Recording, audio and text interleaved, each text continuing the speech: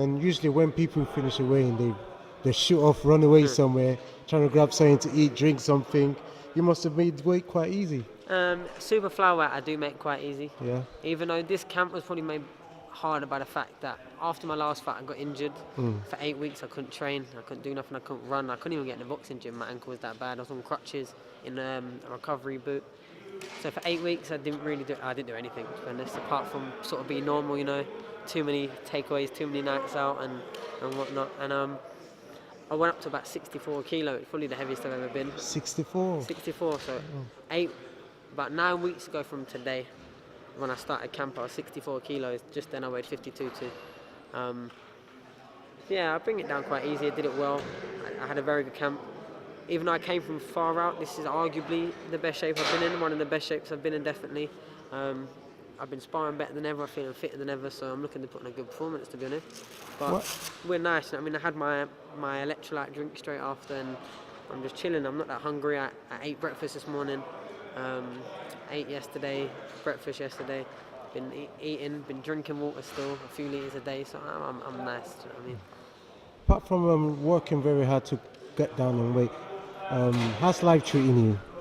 Yeah, right life's now? treating me good, I can't really complain. Like everyone's just seen, I signed a new contract with Frank, so my boxing position is better. I'll be boxing higher up the cards in better fights because that's the way my contract's set up now. For better money, that's what we're doing it for, really, when it all boils down to it. My family life's good, you know what I mean? I've got a little man, he's nearly 5 months old. You know what I mean? Now this is what I'm doing it all for, do you know what I mean? I've got my wife and everything's good. I'm 23, I'm a full-time athlete. I can't ask for too much more, do you know what I mean? So everything's good, man. So how do you see? I mean, from when I saw you in your call when I was with Lawrence Okoli, and obviously he was quite impressed of how you were fighting. He said he was the best he's ever watched. You was the best he's ever watched, seen anyone fight live. Yeah. In general, that was a beautiful performance, as everyone knows now. And a lot of people seem to enjoy you a little bit more. From what I'm reading from the socials and things. Yeah, I think people realise that. Do you know what I mean? I'm not just a mouthpiece spouting out the fights. Mm-hmm. I genuinely take genuine fights. I have proved that in my last 2. Okay, this isn't the hardest opponent. I'll be the first one to say that. Who knows? On Saturday he might give me absolute hell tomorrow. We don't know. He's 7-1, a good winning record. He's only lost once. He boxes as an amateur and boxed for Portugal and whatever. So I know he's going to come to win. He's not going to come to roll over. He's in good shape, as we saw in the scales. And this is his everything fight. You know what I mean? This is his chance at a world ranking, WBO European. So he's coming to have a go. Arguably not the strongest opponent on paper, but I was advised and offered and pushed from my trainer, from my manager, from my promoter to have a 6th round now. I was coming off an ankle injury. That I didn't have surgery to recover. I just did rehab and rest. And I knew my ambition. If you put me in a 6th round, you wouldn't get the best out of me. I wouldn't have come in on weight. I wouldn't have come in on shape. I'm always fit because I train hard and it's just the way I'm sort of set up. But I wouldn't have put as much into it as I've put now. So I've had a good 8-week camp. Arguably my best camp I've had as a professional boxer. I think because I had the added stress of knowing that I had the injury to cover from, I was a lot more serious from a lot further out. And like I said, I've turned a new leaf in a lot of ways. And after this fight, I'm straight back in the gym Monday. Really? As long as I don't get no injuries, as long as I don't pick up nothing untoward, be straight back in the gym. We're working at a summer date. It's already the 13th that we're looking at, what I'm hoping for. I'm going to push to Frank, Uncle Frank, after my fight, live on BT, where he can't say no. That's what we're looking at, O2 Arena, big card. And I'm looking to be on there in a proper fight. If it's one of these fights, so be it. But as Frank said in interviews yesterday, he wants to build me up quick, he wants to push me towards world titles in the next 12 months, and he wants to keep me active, and that's music to my ears. Can you see between you and your brother, both of you actually helped each other move up in high in your promoters' rankings respectively? 100%, and I think obviously even though we're with different promoters, Frank would have seen what Charlie's done. Charlie's a world champion. A lot of people, you know what I mean, me and Charlie have operated at a very similar level for a while now. And a lot of people say, you know what I mean, Sonny's the better boxer. Some people say I like Charlie more, do you know what I mean? But what they're not saying is they're leagues apart and, one brother's, do you know what I mean? We're quite close. So Frank's obviously seen what Charlie's going to do, you know, captured the heart of the British public. He's become quite a big name now in British boxing. Can't go too many places without him getting noticed.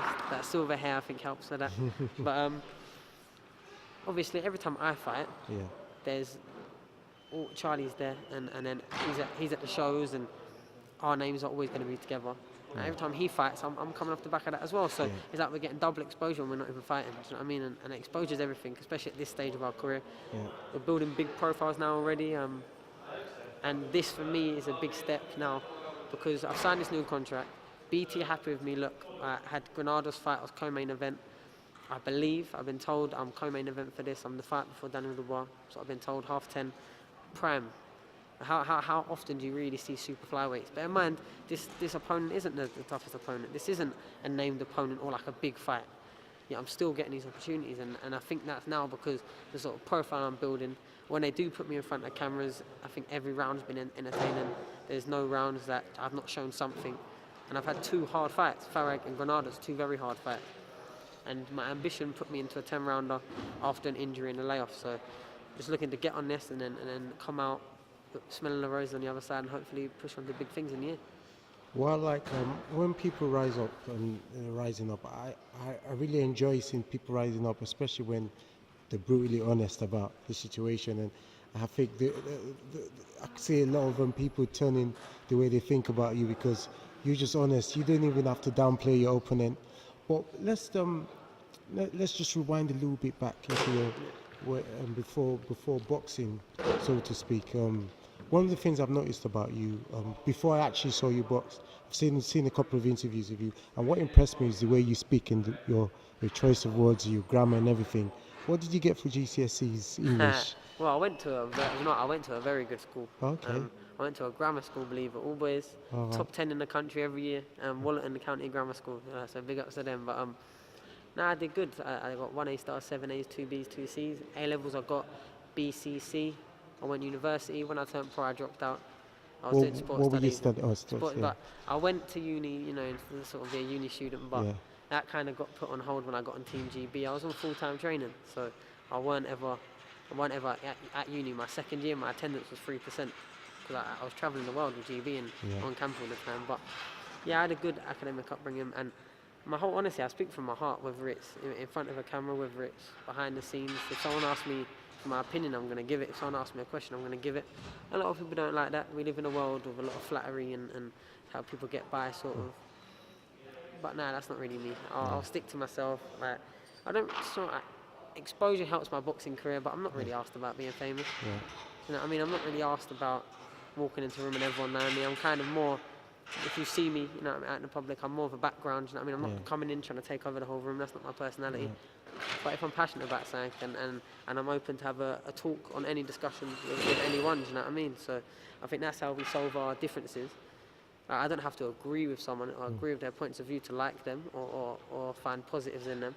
But yeah, man, it's just respecting it and being able to speak and mix with any crowd. Because you never know where you might end up in a year, 2 years, 5 years' time. Another person that was honest in his last fight was Paddy Barnes. He even thought he lost the fight. He was losing the fight in the scorecards. And what do you think of him right now? Right now, he doesn't feel like you need him. So what do you think of him now? Do you have pity for him or? Of course, I have compassion. Like he's a human being who's providing for his family, and I respect that in a big way. He's a family man, and I respect that heavily. And in absolute honesty, his amateur career, I could only have dreamed to achieve what he achieved. You know what I mean? 2 Olympic bronze medals, 3rd Olympics. He done it all. Do you know what I mean? He stayed maybe too long. Maybe he should have went earlier. Maybe not. Do you know what I mean? Whatever suited him. I couldn't stay amateur that long. My face didn't fit. Boys I beat went to the Olympics in front of me, and it was just all a bit like the amateur game wasn't really my style. But who did you beat that went to the amateur and went to the Olympics? Well, Galal obviously went and qualified ahead of me.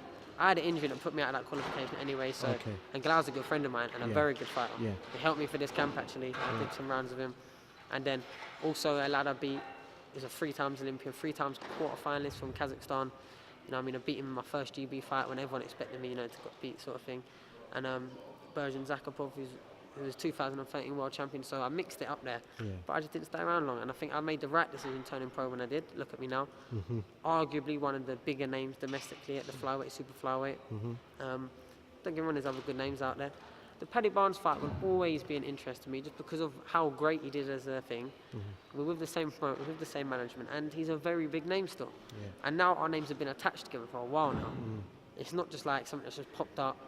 Our names have been attached and for a while. And yeah, I went over the top a little bit, you know, when he lost. But he did do an interview with me 24 hours before, hoping I'd never boxed again, sort of thing. So that's why I didn't really feel too way about it. And it's not me sort of U-turning to try and be like politically correct. No, that's not me. I felt I was within my rights because I had the way he acted towards me, and that's always the way. I'll mirror what action someone showed me, and I won't feel two ways about it. And it's all tongue-in-cheek, you know what I mean? I was laughing, and it is devastating, but I hear that he's fighting on.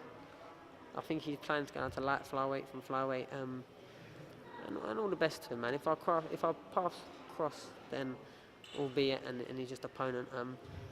But what I've got now, with the Farag wins, the Granados wins, now 3 TV fights in a row. Before Farag, I hadn't fought on TV live once. I'd had 2 fights shown little glimpses, like highlights on TV, on Box Nation. So what I've got now was what I wanted to fight Paddy Barnes for. I've got that new contract and I've got a path. He's not on my path now. Don't get me wrong, we can take a side turn and if he wants to go, but you know what I mean, it's very evident that up to this point he don't want that, and that's fine. He's got, you know what I mean, a long way to crawl back up from. I don't know if he will. I don't think he's got enough fights left in his career. You know, he's old and he's had a lot of fights, travelled the world for a lot of years. But like I said, that's always a fight that would be there of an interest to me, just because it would be a big exposure, it would be good money. You know what I mean, we could have it in Belfast, we could have it in London, we could have it in anywhere, and it would be a main fight on a card. You know what I mean? But apart from that, I'm nice. You know what I mean? If no one wants to fight me, Britain, no one's going to stall my career now. Frank's behind me, MTK heavily behind me. If I can't get an opponent, it'll be an international opponent, international opponent, international opponent. Not what I want. I'd rather fight domestic names. I'd rather fight named opponent that people know. I've proved that in my last 2 fights. But if we take, you know, the Anthony Yard route, where we're just fighting international opponents, my money keeps going up, and I'm busy, so I can't lose now. Before this new contract, before my 2 TV fights and my TV exposure, something had to give. And I thought I took fights for slightly less money than I was worth to now be getting paid more than what the opponent I'm worth, the opponent I'm facing is worth. Do you know what I mean? So I took my risk, I took my hard fight, and now I feel like I'm on the way there. Where's Murray in all this? Murray. What, Ross Murray? Yeah.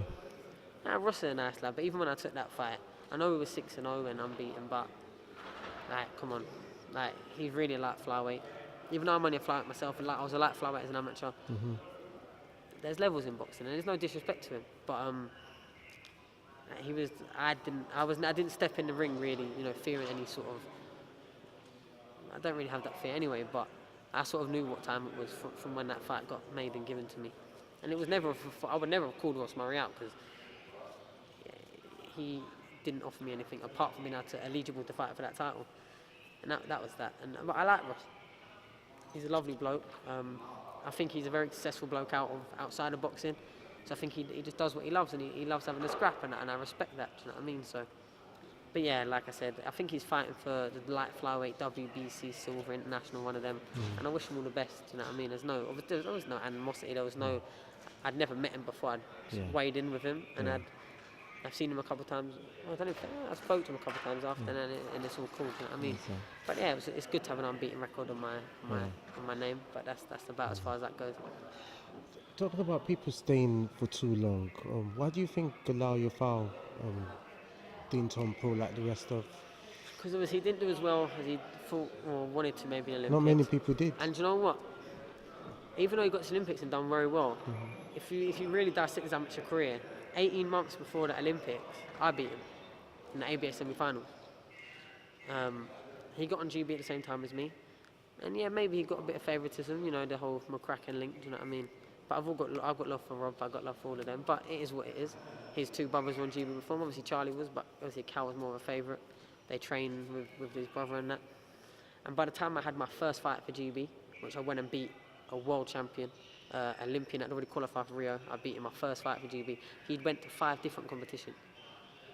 I was fit the whole way through and on weight the whole way through. So why are we the same weight? And I beat him that year and he went 5. So that was one of the reasons my face didn't fit. But he did everything I was asked him and he performed well doing it. So what can I complain? Maybe the GB coaches thought he had more of an international style.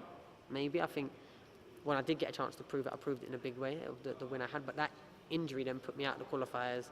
Because I got injured in that fight that I won. Then that put me out. And then I entered the ABAs when GB told me not to because I had an injury. I sparred open, one spar open for that ABAs.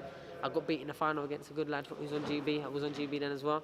And then I decided to turn pro. It weren't for me. What's his name? Is it Kieran McDonald, yeah. Kieran, And he's a good lad, yeah. and our mates with him. I mean, we went on a night out over Christmas. Now we're cool. It's all love. Yeah. And even I could have bad blood with someone and not like them before a fight. But once you've stepped in the ring with me, you've got my respect. And whether you beat me, whether I lose, whether you school me, whether I beat you, it's love. Because like we're not rivals no more. Yeah. Like you enter some mad sort of fraternity of boxing respect and so that's there. But I think because he come out the Olympics and he didn't have that much experience, and I think he hadn't been boxing as long as say I have, and he was number 1 at 49, so they would have upped his funding. He was an Olympian, and it probably made a lot more sense for him to stay than it would have been to chuck him into a pro straight away. Yeah. Don't get me wrong, Galau's a very good fighter, and after these Olympics I see him going pro and I see him doing well. Okay, well I'll watch you guys progress with keen eye. And thanks for your time. No and what worries. are you doing for the rest of the day? I'm going to go grab some food now. What are you eating? What are you having to eat?